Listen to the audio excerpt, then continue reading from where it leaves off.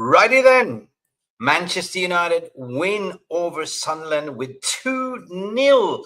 People, that is 3 in a bounce basically at Old Trafford, making it our fortress. And if you look around the Premier League table, Liverpool bottled it at the dying minutes, losing at Stamford Bridge with 2-1. What a game that was. And also Arsenal is now leading the league table 100%. It's been very, very crazy, guys. Listen, we're going to talk about everything that went on this weekend so far. But the biggest thing we're going to talk about Manchester United's performance today, which I thought was great. It was a little bit of a game of two halves, but at the end of the day, 3 points is what matters as we go into the international break. And Liverpool has lost 3 in a bounce. Who would have thought that after spending 450 million slot? Guys, do me a massive favor. Do not forget to like and subscribe. Let's do this, people. And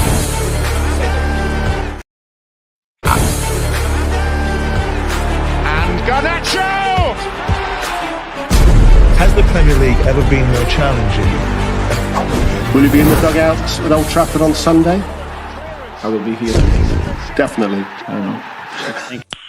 Okay, let's go. Okay, let's go United! I am super gassed because I had bad feelings in my stomach before this game as people were calling for Ruben Amorim said to change his tactics and system and everything else. And boy, did he do some changes. He gave Senne Lammens a chance with the new signing, the new goalkeeper signing that kept a clean sheet on his debut. How massive is that? If you don't appreciate it, I don't know where you're coming from. If you're not a Man United fan, I don't know, get out of here. If you're here for Liverpool, get out of here. But no, stay for a minute because I'm going to talk about Liverpool as well. Guys, Senne Lammens kept a clean sheet, and this is what I've been crying out for: a goalkeeper that can command the box, that can claim the ball, that can punch it out to the sidelines instead of what the Onana used to do, punch it straight out to the opponents and the score. Yeah, barabish, barabush. Manchester United were dominant in the first half. Oh my God. We won the first balls, the second balls. And when the team sheet came out, I was thinking, oh, this does not look good. I looked around the Twitter and I saw like, okay, I agree what people were saying. Why are you keeping Dogo on the bench and playing out of position? Again, Diego Dalot, Donkey Dalot, you know, that wasn't that great. The only thing that he did was the long throw, which Benjamin Sesko scored. We're going to talk about that as well. But however, the first half was relentless, and Manchester United managed to score within the first 8 minutes of the game through a beautiful, pass into Mason Mount in the 6-yard box. They just laid it and buried down in the right-hand corner. Mason Mount, according to my opinion, was sublime. However, Manchester United, if you look at the key stats from the first half, we pepper them. We had about 8 shots on goal in the first half, and only 2 was converted. So the conversion chance is there, 100%. In overall, we look at the total shots for Manchester United in this game. It was 5th. There's a gecko going there. Gecko. Can you hear the gecko? Yeah. This basically Mick Ruby's in Bali. So 15 shots versus them 8 shots. In the first half, we were even having 64% possession. That is massive. So something's changed, right? I think that the first half was the best half I've seen for a long time in confidence, right? We started a little bit slow, kind of feeling them out. We haven't met Sunderland for 8 years. We haven't played them in 8 years. So, of course, a lot of things have changed. And that used to be Amad Diallo's old club when he was out on loan. But Amad Diallo was sublime in the first half. In the second half, arguably to say that he was my man of the match next to Mason Mount and Matthias de Ligt. So at the end of the day, it's between rock and hard place. We're going to talk about man of the match there as well. But listen, we scored 2 goals. The second goal from Benjamin Sesko. Now, that means that confidence is there. But we are not really playing towards Benjamin Sesko's strength as of yet. Still is that midfield. Still, it's the unbalanced midfield. Casemiro was okay, but playing Casemiro and Bruno Fernandes, we are losing the key. Like Bruno Fernandes, what I'm saying, he should always play as a number 10 behind the striker.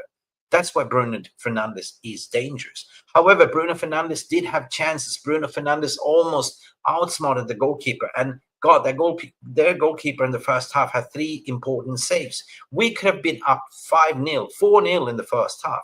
But what happened there is, the manager got shit scared. I mean, Sunderland is not a pushover team, in my opinion. They've been doing great since they got promoted, right? They were, when they came to Old Trafford, they were sitting in top 3, right? Top 4. They're sitting comfortable, unbeaten almost, right? However, Manchester United was more of a tough pill for the manager to swallow because he realized he had to actually do a tactical change. So he went with the 5 in the back.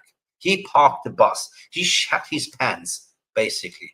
And I thought, okay, well, that's always been a problem. Like, how do we play 5 in the back? Well, we just basically controlled the game. The second half, in my opinion, was a little bit slow, lethargic, but it was game management at the end of the day. It was seeing out the clean sheet because that matters. Going into Anfield after the international breaks with a clean sheet, a 2-0 victory, that matters. We could have said easily been up 5-0 in this game. I had a prediction it would be a 4-0, but it wasn't. But however, in all general, the game management from Ruben Amorim worked, right? But for crying out loud, again, the only criticism I'm going to give to Ruben Amorim is start your best 11. Don't play players out of position. Why are you keeping Dorgo on the bench and playing a right-footed left wing back that couldn't even put crosses in the box? The only thing that Diego Dalot did well was the 2-0 goal, the long throw that went into Benjamin Sesko that killed it. 100%. So congratulations, Benjamin Sesko, for scoring 2 in a row right now. But we have to sort of talk about how do we actually service the striker. It's the same old problems. Rasmus Højlund wasn't a problem. We've seen him in Napoli, in Champions League, scoring a brace. We're playing through, they play through Rasmus Højlund's strengths. But we're not doing that. Why is Cunha sitting on the bench? Why did we buy him at all? Why start Mason Mount? However, Mason Mount took that beautiful first goal of his and scored it and made his own. Mason Mount in the first half was sublime, even in the second half when he got hooked up for Cunha. Then also we saw Mbeumo getting hooked up. So the substitutions were tactical. We saw also Kobe Mainoo coming in elsewhere. We saw also, again, Harry Maguire coming in. So we saw the game out. And that, in my opinion, matters, right? 3 massive points and facing Liverpool. We're going to talk about Liverpool right now because Liverpool bottled it, right? They went to Stamford Bridge, having lost the 2 games in a row in the Premier League, plus the last in the Champions League. Liverpool's luck is over. They stole the Fergie time from us. They did. But that is now coming back to Man United, right? Liverpool has been shit. They spent 450 million almost this season. They thought they were sort of buying the Premier League, but it hasn't really clicked in. Wirtz who? Van Dijk who? Right? Gravenberch looked great. Soboslai looked great. But Chelsea, oh my God, Esteban in the dying minutes scored the winner. You got to take your hats off. 100%. We will. And also, if we're actually looking at what's going on in the results, I'm going to add this to the stage. Well, if we look at it, Leeds almost got the winner, almost got the draw, but Tottenham was victorious with 2-1 victory away. Arsenal is now the league winner. They are leading the league, not the winner as of yet, but they are topping the league right now with 16 points, followed by Liverpool with 15. Man United 2-0 and Chelsea 2-1. Guys, the table looks like this. The table looks like this. And let's talk about the table because I think it's a false dawn at the end of the day. This is the 7th Premier League game. Manchester United currently sitting on 9th, meaning 4 points only for 4th spot. That's doable, right? That's doable. It's a tight table at the moment, right? We are pretty much, 6 points away for Arsenal. That's 3 games, right? If Man United all of a sudden can go to Anfield, which I believe we could do.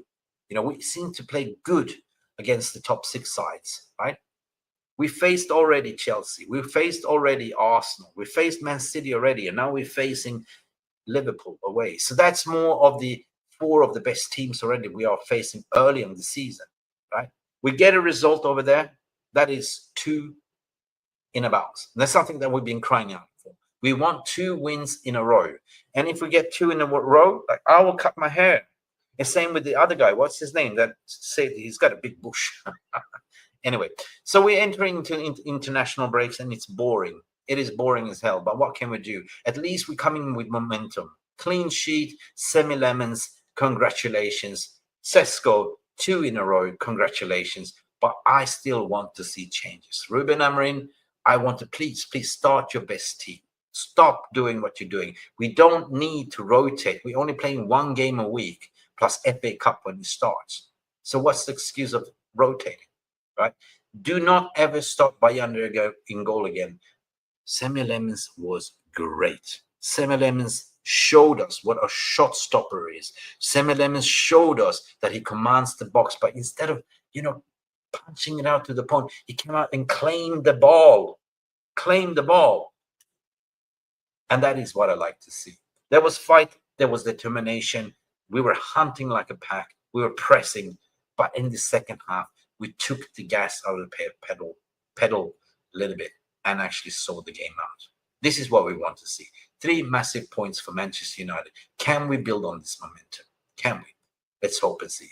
Anyway, guys, this has been Mick Ruby, MEFC Realist TV. I tried to do a live, but I got a little bit done for copyright, so therefore I'm recording this video. Do not forget to do what?